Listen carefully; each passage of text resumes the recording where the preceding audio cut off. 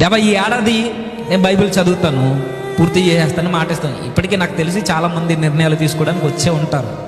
ఈ ఏడాది ప్రభువా నీకు నచ్చని ప్రతి కార్యాన్ని విడిచిపెడతానని కొద్దిసేపు ఉంటే కన్నీటితో పర్యాంతం చెందిపోతాం, ఏడుస్తాం. మనం మాటిచ్చాను ప్రభువా పడిపోయాను, మాటిచ్చాను పడిపోయాను, మాటిచ్చాను పడిపోయాను. ఈ ఏడాది అంతా ఇలాగే జరిగింది. ఇదిగో ఇప్పుడు నీకు మరలా మాటిస్తున్నాను, ఈ ఏడాది నేను పడిపోను ఉంటా. ఎందుకు పడిపో? మరలా పడతావు, మరలా పడతావు, మరలా పడతావు, మరలా పడతావు, పడుతూనే ఉంటావు. ఎందుకు పడుతున్నావు? ఎందుకు పడుతున్నాం?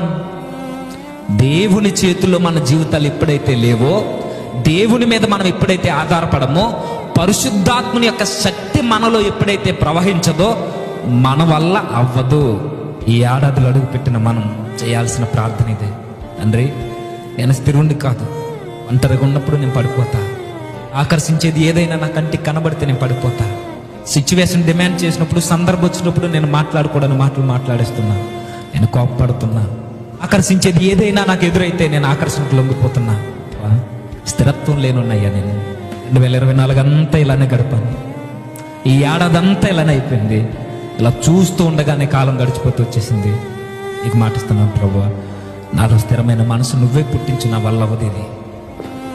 నా అంతరంగంలో నేను ప్రతి విషయానికి కదిలిపోయే జీవితం నాకొద్దు. స్థిరముగా నన్ను కాపాడు, అంతం వరకు నన్ను నిలబెట్టు అని ప్రార్థన చేయాలి.